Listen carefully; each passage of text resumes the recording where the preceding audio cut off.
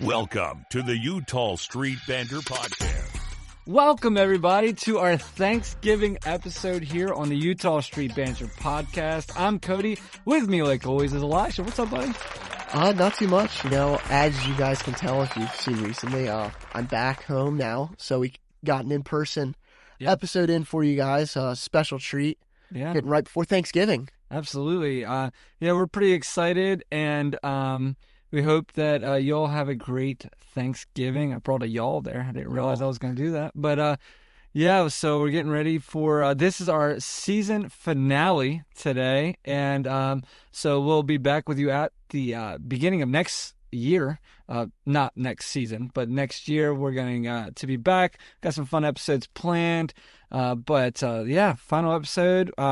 Man, I should know this, but I don't know how many episodes we've done. No clue. But it's been close to a year. It's been a crazy season. I mean, great time to start an Orioles podcast, really. Yeah, for real. Well, the first half was good, look. and then the second half was pretty bad.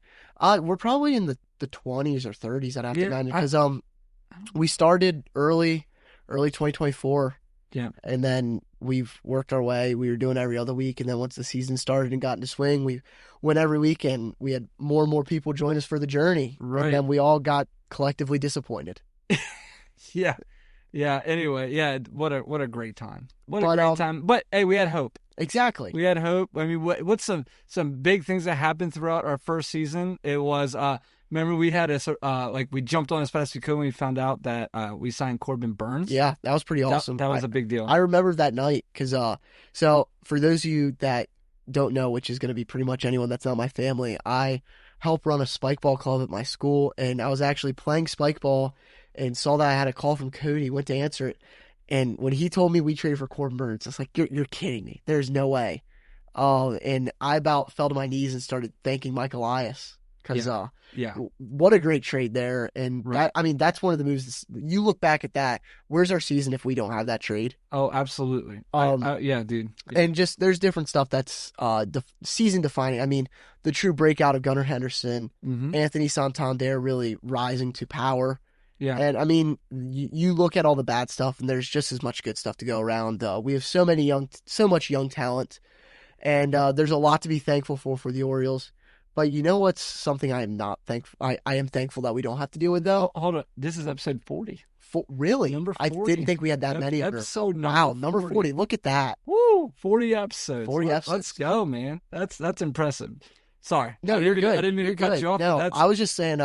I'm thankful that we don't have to be stressed about our team signing Juan Soto or no one else, because for the teams that are going to sign him, it's pretty much him or nothing. Yeah. And I like looking at some of the rumors and stuff. I mean, sadly for Orioles fans, the one thing we do have to be stressed about is like 3 of the 4 teams that seem like are seriously considering him are in our division. Yeah. So go Mets. I'm kind of rooting for Steve Cohen to pull the trigger there. And this is what I was telling him actually before. People may think I'm wrong for this. I kind of would prefer him to go to the Yankees over any other team that's not the Mets, purely because if the Yankees sign him, they do nothing else this offseason, and they get worse as a team. Yeah, they just spent a lot of money on keeping their pitcher. I can't think of his name, but their best pitcher in baseball. Cole. Garrett Cole. And now they're going to, if they get Soto, they're going to pay top dollar, because Soto's not like one of those people where he's just going to go to be loyal. Yeah. He's going to get paid, and this can be probably the biggest paycheck he ever signs in his career. So I mean, I think we're looking at the second biggest contract in baseball outside of Ohtani's, just because as good as Soto is, he's not getting up on the bump. Yeah. But I think this is going to be kind of another trend-setting contract. I feel like you look back at Manny when he signed with the Padres, and that was $300 million a lot. And now for someone that is better than Manny Machado, but not $400 million better, you're kind of thinking, well, where is this sport? And that's how all sports are now. But we got to look to where we're going to spend our money as an Orioles team. But you know who I'm glad we're not spending our money with? I'm glad we're not like the Angels right now, who I know none of you are aware, but Cody just had a birthday recently. He turned 33. I'm very young. He could have joined a nice crew of Angels signings. Kevin Newman, who's 31. Yusei Kikuchi's 33. Travis d'Arnaud is 35. And Kyle Hendricks is 34. They just signed those 4 players. They just dropped about 80, 90 million on all of them collectively, and their average age is Cody. Appreciate that. Appreciate it. He got a nice phone call on his birthday. I just went through the Orioles roster to find who's older than him. That was very nice. It's Albert Suarez. Just one. One. So, and I thought Albert Suarez was so much older than. Yeah, I think he's like 2 years older than or something. Yeah, it's not a lot. No. But so the Angels are trying to just get up there. I mean, they have Ron Washington, one of the oldest managers. I think he might be the oldest manager of baseball. So they're just trying to see how much 35-year-olds they can roll out next year, alongside Anthony Rendon. When everyone gets hurt in May and they throw away their season, it's going to be expected. I do have some trivia for us before we fully move. All right, let's do this. So this one, I'm going to take it back. This is actually before my time, but you'll like it. Who has the highest single season batting average since in the wild card era for the Orioles? So that's since like the 2000s and 90s and stuff. Who's the best average? Who has the best single season average? The whole season, or yeah, just throughout the whole season. Okay, all right. During the more modern era, going back to like the late 90s. I can give you a season if that'll help. Yeah, 2004. Oh, that didn't help. 2004. Miguel Tejada. Melvin Mora. That's good. Melvin Mora batted .340 in 2004. Tejada second with a .330 in 06. Hey, I'm there though. Come on. Yeah. Melvin Mora, he's very underrated. Orioles. Yeah, no, these names actually are interesting. You have Mora, Tejada, Roberto Alomar in 96, Palmeiro in 94, and then Javi Lopez. Oh, dude, 04. Javi got him from the Braves. He was like one of the best catchers in baseball for the Braves. Yeah. And we got him. And that's back when if you're an older Orioles fan, like, well, not older, if you're in your 30s, you remember when the Orioles would just get any player at the end of their career. Like, once they finished that big contract that they just did, we got Sammy Sosa, Javi Lopez, Derek Lee, Matt Harvey, Jim Toney, Matt Harvey. Yeah, it was just one of those things where we would just get these guys, and you're just like, all right, let's go till the gas. Vladimir Guerrero, yeah, senior. Yeah. So, but yeah, that's crazy. That's good. Yeah, that's good. I thought that was an interesting one to start off the day. Yeah. So some Orioles recent news that's just come along the past few days is the Orioles announced our coaching staff for the 2024 or 2025 season, and obviously Brandon Hyde, he's still here. Everything. One of the big moves that I really, really like was that Buck Britton. He's been in our He's been the head coach of our minor league teams. Was he missed recently to play? Yeah. So he's the Tides. He's been Shorebirds. Yeah, I know he's Shorebirds, Bowie. Yeah, and then Norfolk. I don't know. I don't think he was ever Aberdeen. I can't remember, but worked his way up the ranks. Love that. My man's been with every player that's on our team pretty much. Yeah, like half of our rosters already played for him at one point or another. Yeah. So, any of the guys that have come up through the farm. Yeah, so I'm very, very, very happy with that. And like Elijah said, we just hope that he doesn't. He's not our BP pitcher. Yeah, you know what I mean? Because if you saw the home run derby, you'd understand. And then the other one is Robinson Chirinos. He's going to be our bench coach. If you don't remember. That he was a he was a catcher for I think 11 years. So I like that. I mean, I don't mind that at all. A guy that recently retired, so maybe he can kind of you really relate to the players and kind of let them know how to maybe be ready for a full season. Yeah, I mean we had him in 2022, I believe it was, and I guess obviously he made enough of an impression on the upper management and stuff that they brought him back.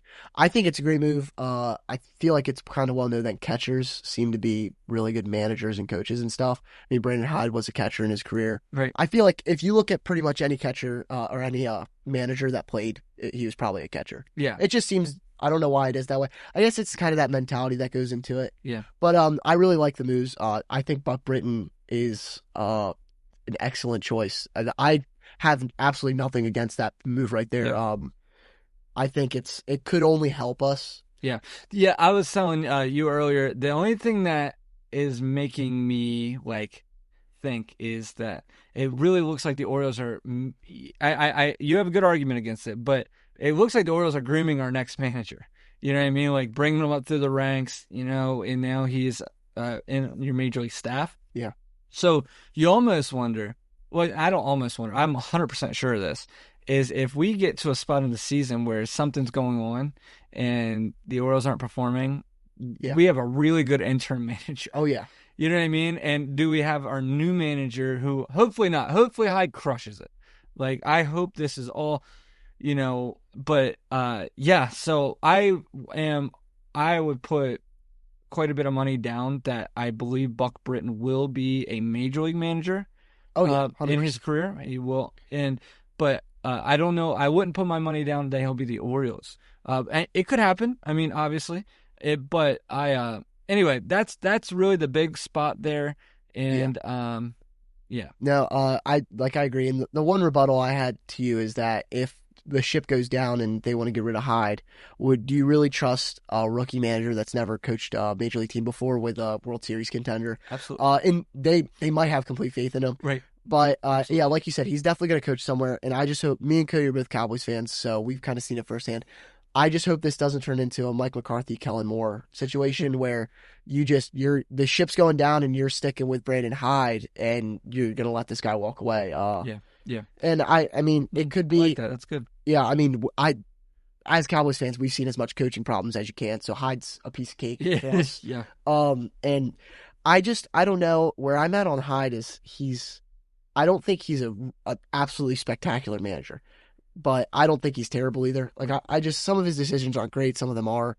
I feel like he's kind of middle of the pack for me. Our team, I feel like, especially in 23 and 22 when we were really kicking, and even the beginning of this year, we really rely heavily on like vibes. Like we're a really vibe-based team.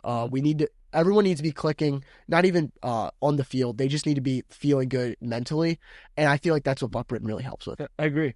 But one of the stops that Buck Britton made on his journey up to the big leagues doesn't exist technically anymore.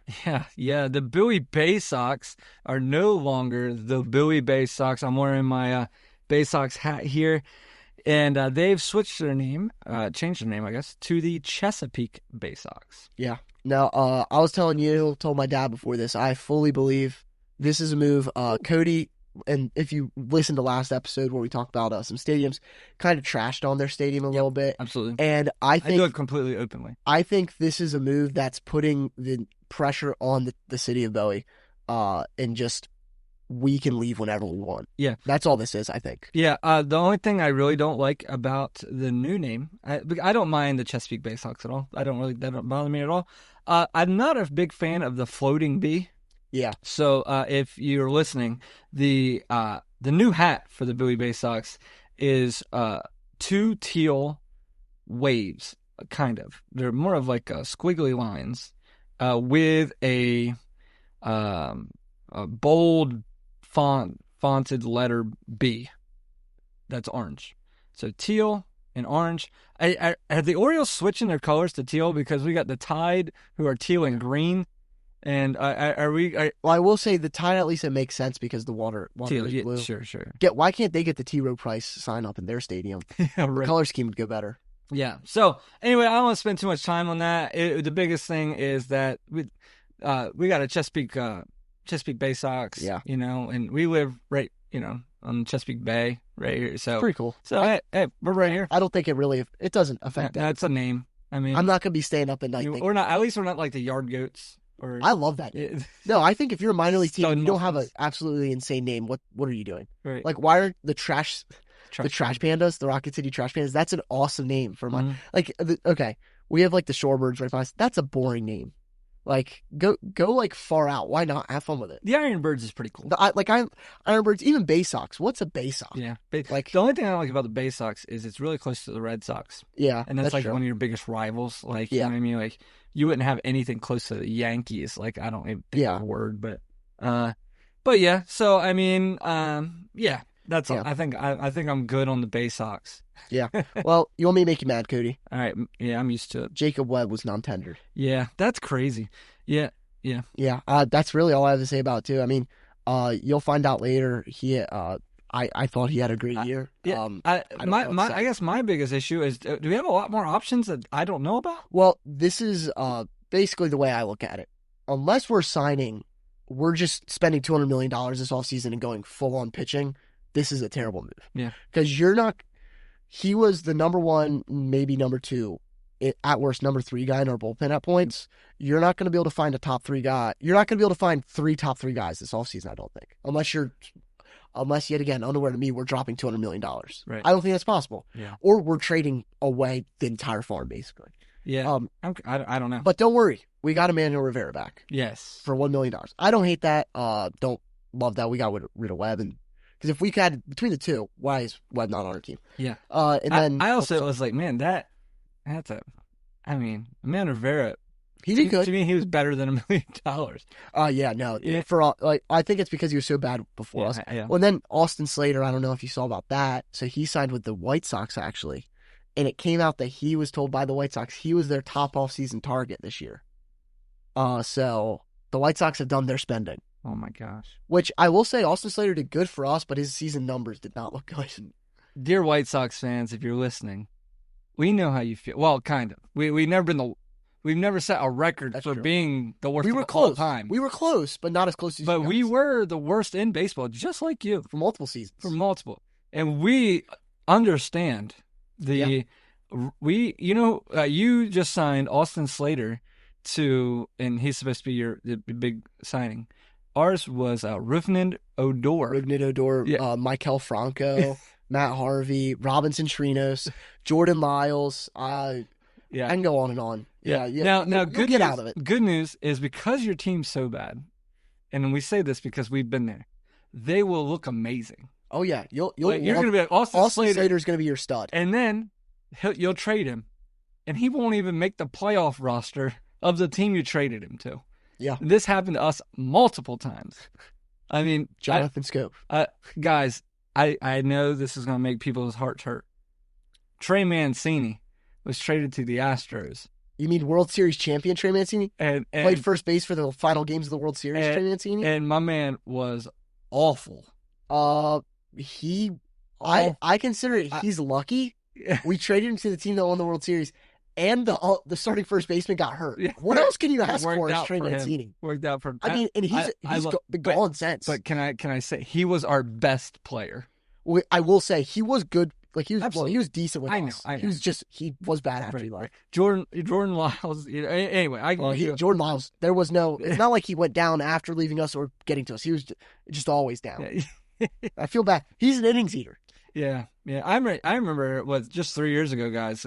God, I remember when Gibson was our top signing. Yeah, that's true. I remember when we were going in the winter meetings and Jordan Lyles was all we had to show and stuff, and that was bad. I don't miss that. So, but anyway, we love you, White Sox fans. We feel you. Yeah. Just become Cubs fans. I just don't like your lollipops in center. I know them. Yeah. Okay.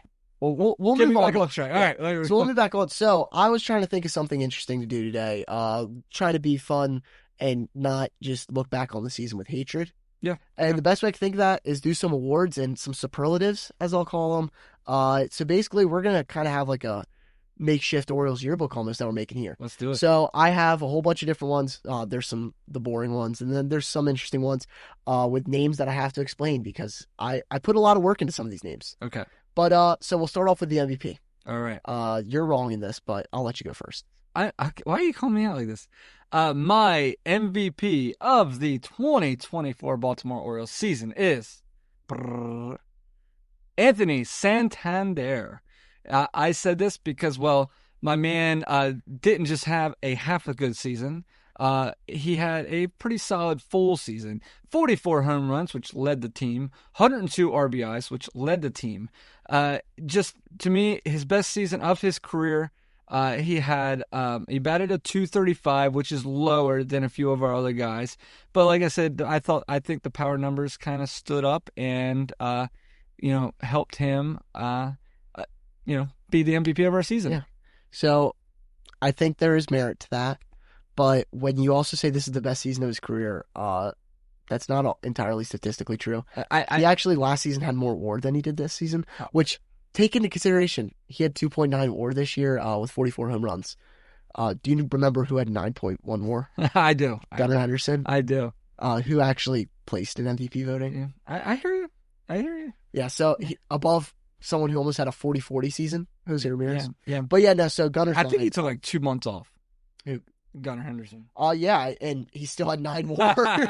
He didn't play the last 2 seasons. No, I'm not. He played one half of baseball and had 9 more. Basically. I mean, obviously, if you would have said Anthony Santander was your MVP, then my MVP would have been Gunnar. Yeah, no, I know. You just didn't want to say the same as well. Yeah, so I think both of those are solid. I just feel like Santander he just had a great season. He did have a good season. I don't want to trash him. I just also don't think he should get like $300 million this offseason.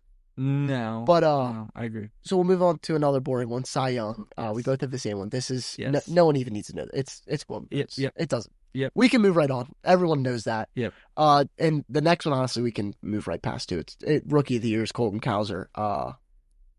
It's stupid that Luis Heel won American League Rookie of the Year, and as I was telling you, I ran into a Yankees fan that I know right after it got announced, and I started yelling at him. Yeah. Even he was saying that Luis Heel shouldn't have won it, and he was saying it should have been Mason Miller, which I would have preferred Mason Miller to win it than Luis Heel, but Cowser's better than both of them. Yeah. Yeah. Very best defensive left fielder in baseball. He was robbed of a Gold Glove because of Stephen Kwan. I mean, that's about all there is. Yep. So now we'll move in. We have another different answer between the two of us for reliever of the year. Yes. I'll let you go first. Okay, so mine's Jacob Webb. He is not on our team anymore. He had the best ERA of any reliever that was pretty much in the bullpen the entire season. Coulomb had better, but he pitched half the innings. Webb, like I said, he was at least a top 3 guy consistently the entire season in our bullpen. And if I were to tell you that the Dodgers got rid of one of their top relievers, you'd say, well, he must have been that something happened. He went to jail probably. Something like that. But no, we didn't want to pay him $1 million for 70 quality innings. And my reliever of the year is a guy who just had a phenomenal year, came out of nowhere. I believe he is a reliever. Sometimes. But the Orioles needed him not to be a reliever this year. And I needed to find a way to put this man's name into this because he deserves something. And my reliever of the year is Albert Suarez. Albert Suarez, just to give you a heads up, because if you don't agree with me that he's a reliever, he pitched in 32 games this year, and 24 of those 32 he started. So he didn't start all of them. He didn't start 8. He came out of relief in 8 games, and that's enough for me. That's enough games for me. He went 9-7, but the biggest thing I thought I really liked out of him was his 3.7 ERA. In case you want to kind of figure that in, Grayson Rodriguez had a 3.8. Dean Kramer had a 4.10. So it's one of those things where he was one of our top 3 pitchers of the season. And like I said, I wanted to find a way to get him in this. And I saw that one of Elijah's is a reliever of the year, and boom, I put him in. I'm fine with you putting him as that because, he deserves. I mean, I debated putting him for Cy Young. Corbin Burns did amazing, but I mean, yet again, I talked about at the beginning. Where would our season be if we didn't trade for Corbin? Where would our season be if we didn't have Albert Suarez? Yeah, I'll never forget. I might forget someday, but I won't forget right now. When they brought in Albert Suarez to pitch the first game. Yeah. And I'm like, what is this? And then he's like crushing it. And on the radio, I was listening to it on the radio, and they were like, man, this, older guy. I say that because, I'm not much older. But yeah, so, and just crushed it. And we thought it was a 1-hit wonder and then a 2-hit wonder. And he just kept crushing it. I'll be honest. I know I put him as reliever of the year. The only struggles he had was relieving. Yeah, relief appearances. So that's really the only time he struggled. No, I mean, and he gave up a little bit of home runs this year, but that was really it. No, he was great. So now I want to get into more of the fun ones. Being creative, trying to not think about all the sadness. But this one's best dressed. Best dressed. I will say, the Orioles are a fairly nicely dressed team compared to a lot of teams out there. Yeah. Who do you have? Myself. I think I look good all the time. Okay, who do you actually have? Okay, I have... We know that's not true. I have Mountcastle, and I think just number one is, I know this isn't this year, but 2 years ago, the Power Rangers thing, that was pretty awesome. Last year. That's... What? Yeah, last year. Okay, yeah. Last year. It's still 24? Yeah, I'm forgetting where I'm at. 2 seasons ago. 2 seasons. Right, okay. So, Mountcastle, I believe, my man can always just look sharp. Yeah. And that's what I'm going with. And that's kind of around the same where I did Cedric Mullins because like you said, I feel like he's always looking sharp. Never coming in. I mean, the one thing about like say Gunnar Henderson or Adley Rutschman is they'll look nice like 90% of the time, and then there's that one random Thursday they come in overalls and no shirt, and you just it's unpredictable with them. So the awkwardness of Adley just really kicks him. Well, that's what I told Cody when I was putting this together. I know I'm not putting for best dress. It's Adley.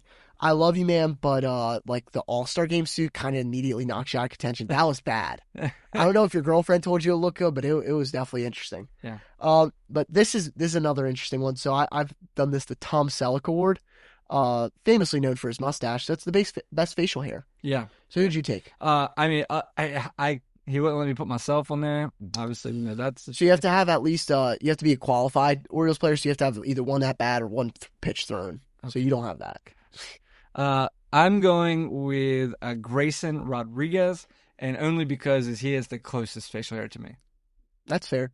I wouldn't even. And it's normal. That's really normal. Well, I did Gunner. Yeah, and that's not normal. I'm gonna be honest. If I could grow that mustache, I'd have it on right now. Nothing says I have a white creepy van like a blonde mustache. Oh no, it goes great. Throw a cowboy hat on. Oh man, could you imagine me walking through campus with my cowboy boots, cowboy hat, a massive mustache? My man had a slump, and he shaved that thing in a heartbeat. That was funny. Yeah, and that's what you gotta do. Absolutely. You gotta mix it up every once in a while. But I will say the mustache is sick. I mean, if you could grow that, you'd grow it. What helps him with the mustache is that he's like 22. No, is the hardcore Southern accent. That's the Louisiana accent. Yeah, like, man, I'll tell you, I was just hitting that talking down on the bayou. Yeah, well, I was just looking fastball first pitch, and I. Yeah, like Adley with his Oregon accent could not grow that mustache. Yeah. Adley's would be like pin straight. Poor Adley grows a neck beard half the time. Poor guy. Or his little soul patch thing that he got. Yeah. So that's why he's not here again. Yeah. Adley, man, if you're listening, I apologize. So I'm not trying to dog him. Next, I'm really just being honest. Next is we have a sponsored award. It's brought to you by SaladWorks. It's because SaladWorks. If you'd like to reach out, if you'd like to give us money, we can take it. But so it's the SaladWorks award because when you go there, you're expecting some quality lettuce, and these gentlemen here have some quality lettuce on their head. Yes. See what I did there? Yeah. If you're older like me, lettuce means hair. Lettuce is hair, apparently. So I'm going with somebody that has a great head of hair, and that is Jackson Holliday. My man, it reminds me a little bit of like the Gunnar Henderson when that helmet flies off. Yeah. Hair, but it's a good flow. Jackson, your leadoff or your first hit. I was at that game. It took a little while. It took 2 weeks. Yeah, it took a while. But when the helmet flew off, you went the second. Great hit. Yeah. So. And I chose someone who my dad makes fun of for his hair, actually. Ponytail, but it's Dean Kramer. I mean, yet again, it takes a lot to rock the really long hair like that, and I think he definitely does.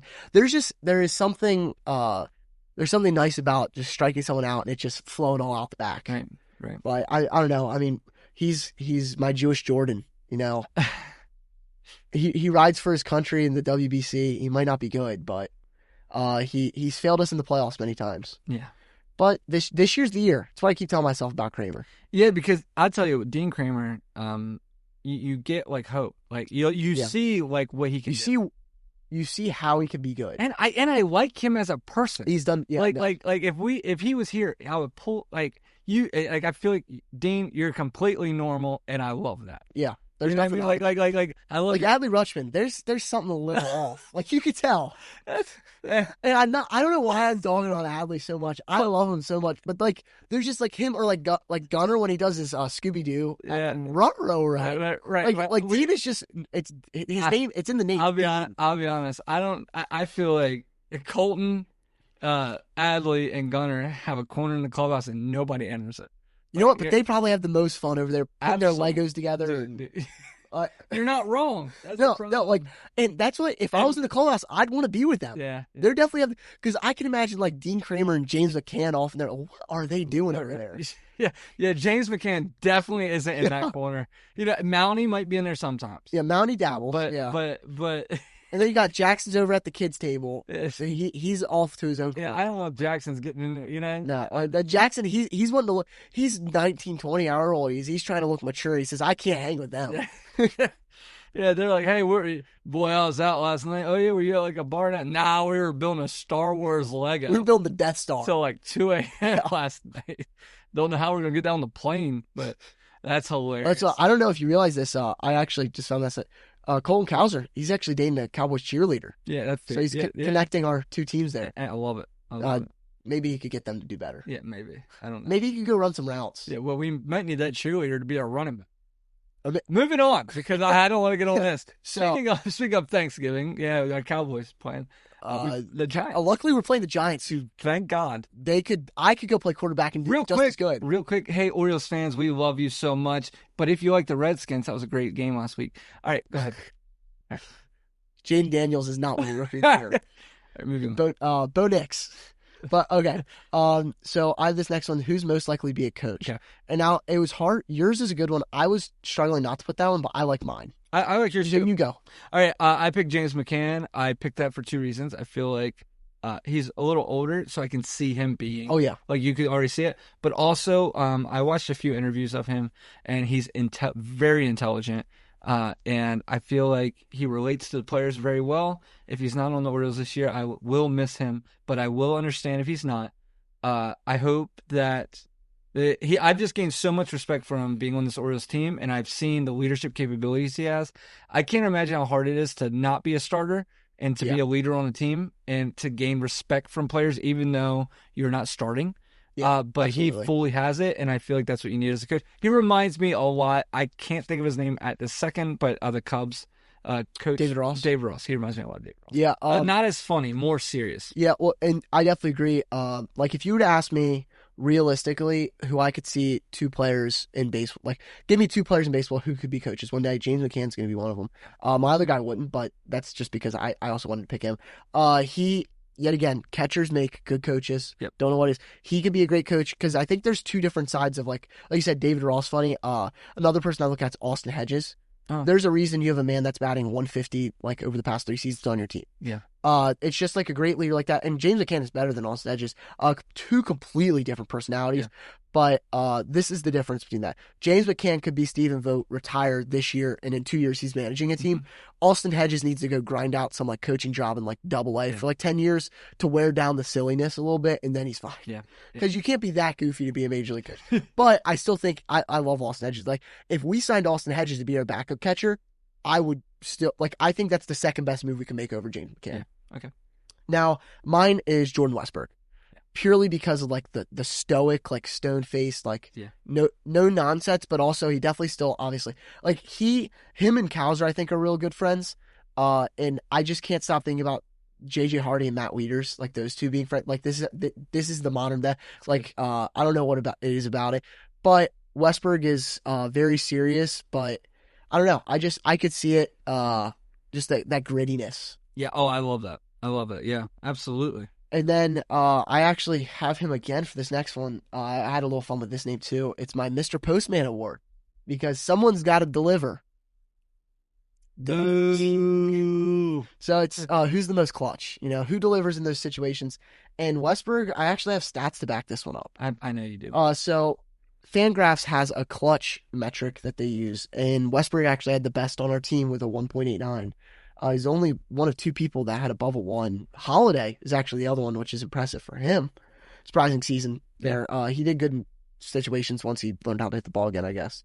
But Westberg, he was really good. He had the walk-off home run. I know you were at that game, right? Mm-hmm. That's pretty awesome. Against was it Royals, I believe it. Yeah, Royals, who right field. He couldn't have done that. I think it was like his first or second home run of the season. Yeah, couldn't have done that in the playoffs though. No. But I mean, he had a great season, and there's not much you can say about something like this. Would love to see what he could have done without getting hurt. Absolutely. Like what kind of stats he would have... I think if he doesn't get hurt, he makes a shot at Silver Slugger for second base. Absolutely. That's good. He had a really sneaky good season. Yeah. Yeah, and you wonder, if you would have seen Jackson, if he doesn't get hurt. Yeah. I went with Anthony Santander. My stats to back that up is 44 home runs and 102 RBIs. Honestly, all you need to say is the grand slam against the Astros. Yeah, oh my God, he throws the bat down, right? So, but yeah, so that's I don't have. Can you tell me his clutch rating? Do you have that? I don't think you want to know. Yeah, it's probably not good. It's actually but the third worst on the team, so negative 0.6. I'm gonna be honest. I don't know what goes in this meet. So metrics, here's the only thing I'm wondering is because of where he bats and stuff. Is it because he had so many opportunities? And it 100% could be that because Westberg bats 2 times later. Yeah. When Santander comes up and strikes out with a runner on first and 1 out. Yeah.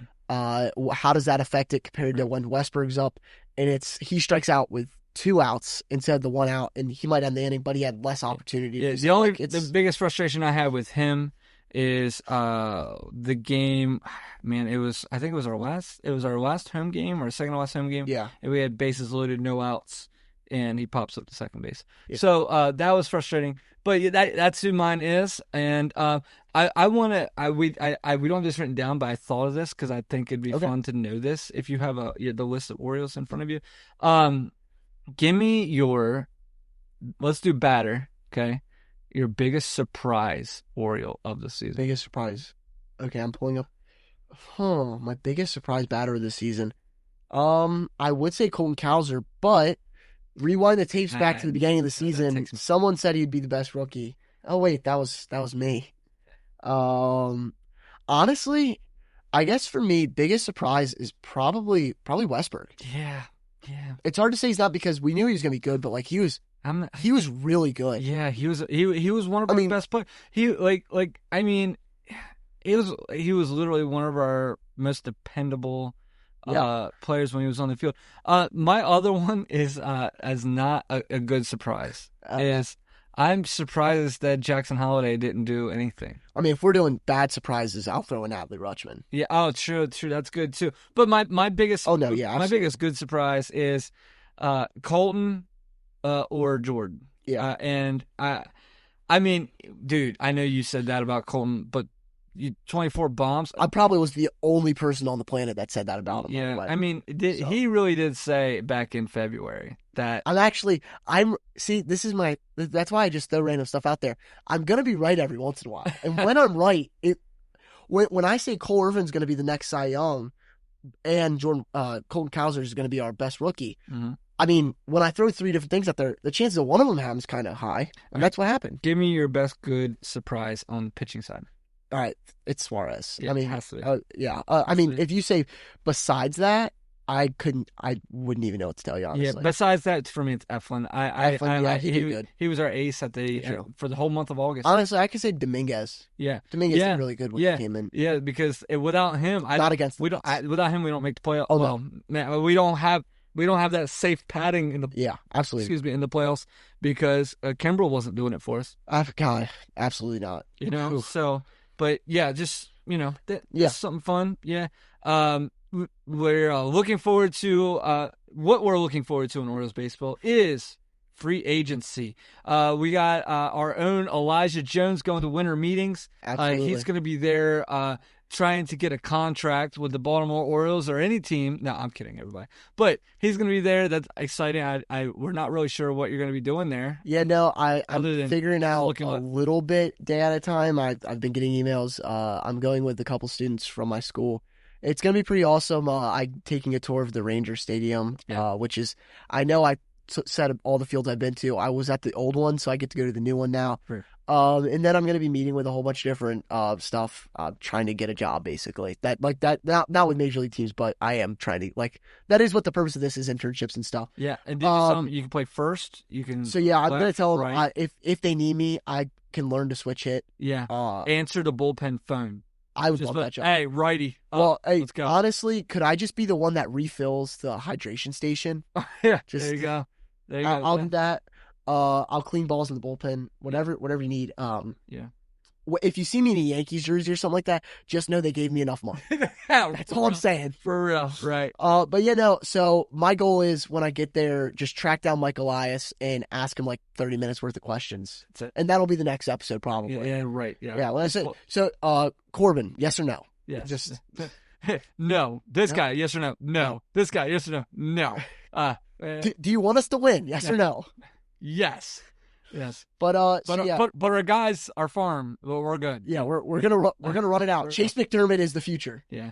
And then also, in all seriousness, winter meetings is important for us this season, mainly because we're hoping to do a little bit in free agency. Just to give everybody a heads up, I would be shocked if this happens, but I'd love to see a first baseman. Your top 4 first basemen is Christian Walker, Pete Alonso, Carlos Santana, give or take, Paul Goldschmidt. Would you sign a Ty France just to have a guy that has a little bit here, that can move around? Maybe. He was on the Mariners last year. And then the other ones that I'm really looking at is, do you sign an outfielder with a little bit of pop? I don't know that. Because if it's not Santander, is it Teoscar Hernandez? If it's not Teoscar Hernandez, do you just get like I don't know, man. Just oh man. Michael Tauchman. Does Austin Hayes have to come back? I hope not. No. But Michael Tauchman was non-tendered, I'm pretty sure, by the Cubs the other day. So he's a future Oriole probably. So, someone that's like that caliber. Yeah. Do you sign a Tyler O'Neill? No. So this is what's going to happen. Actually, I'll lay it down step by step. So we're going to re-sign Santander for probably too much, but it's okay because he'll play right field for a few years, and then we're going to trade away Kjerstad and Kobe Mayo for Ryan Helsley and Nolan Arenado, and Arenado's moving to first base. Okay. All right. So say you hate the hear me out, guys. Say you hate the fact that he just said trade Kobe Mayo and trade So would you not take the saves leader from last year in baseball and Nolan Arenado? No, listen. You said Kjerstad, right? Kjerstad and Kobe Mayo. Okay. Say you hate that. Is anybody but me just done with the rookie that can't hit? I am. Like I swear to God. Because here's the scary thing, okay? Here's the scary part, guys. What if they can't hit? Yeah. And now you said, boy, we should have did it. We should have done it. Yeah. And secondly is I just don't want to get stuck in a spot again where Trevor Rogers comes, or a player like Trevor Rogers comes to our team and we give up way too much. So anyway, I don't know. Like, I don't know. But anyway, so can you get a Crochet? You know what I mean? Well, that's what I think. If we re-sign Santander, Kjerstad or Mayo, one of them is almost most likely gone. Yeah. And I think it's for a Crochet. Or, like, you think I'm kidding. I don't know if Arenado, he's on a kind of expensive deal. If you eat that cash, get Helsley and another prospect, I think a Mayo Kjerstad for those two. Maybe. Personally, I would take that deal. I would almost guarantee you if the Orioles offered that up, the Cardinals would eat a lot of that money. Oh, yeah, no, I think you could. Well, that's what I'm saying. Maybe another prospect. But Helsley just led the league in saves. Could you imagine him and Bautista at the back end of the bullpen? That'd be pretty nice. And then you have Nolan Arenado, who at his worst is the best third baseman defensively ever, maybe besides Brooks Robinson. Yeah. And his bat's always going to be okay. I think those are moves that you have to think about. I'm sure Elias has stuff in his brain. Probably. Who knows? Probably. He'll never tell us, and it'll probably never happen. Yes. But anyway, we hope that you guys enjoyed our first season here on the Utah Street Banner. I know I enjoyed it. Absolutely. Yeah. And we had a great time. We're learning how to get better as a podcast, every podcast. But anyway, we've enjoyed it. We hope you have. This is episode 40. Season 1, the final episode of our season. We can't wait to see you in 2025, January of 2025. And it's not that far away. It's not that far away. That's hard to believe. We hope truly that you have a great Thanksgiving. We're truly thankful for you. We're thankful for everybody sticking with us. Yeah. And it'd be pretty depressing if we saw that only like 6 people listen to this every time. Yeah, every time. That would suck. But if you're watching this this week, I give you a lot of credit for watching an Orioles podcast in November. Put us on the TV while you're eating Thanksgiving dinner. Yeah, we'll do, guys. We have a pumpkin. We decorated for you. We got fall. If you're flowers. listening and not watching, you're missing out. We are. I mean, I feel like I mean, Cody's dressed like a turkey. For those of you listening, that's yeah. I don't want you to. I don't know. that's why we hadn't said anything. It's a surprise. Right. Yeah. Just on the top half. You don't want to know what's up now. Okay. Anyway. But anyway, truly thank you all for sticking with us. And like I said, we can't wait to see you next season. And season 2, can't wait for it. Hopefully we can get Hopefully next time we have like all of the free agents. all of They've already signed. everybody. They're all in the Orioles. All right, guys. Have a great Thanksgiving. Have a And great Christmas. And If you want to get us Christmas presents, Yes, just just- DM us and we can figure that out. Yes. Yeah. Large amounts of cash is Cash is actually preferred. preferred. Yeah. Yeah. Gift cards are okay. How about those big Bitcoin- checks? the Bitcoin? Bitcoin. It's cars. Of course. Yeah. Honestly, gas. Yeah. Right. Just barrels of. Just or Exxon. Yeah. Just give me Yeah, like the right. company or something. Yeah. That's it. Anyway, guys, we will see you next year. Thank you so much. We're all. See you guys. See ya.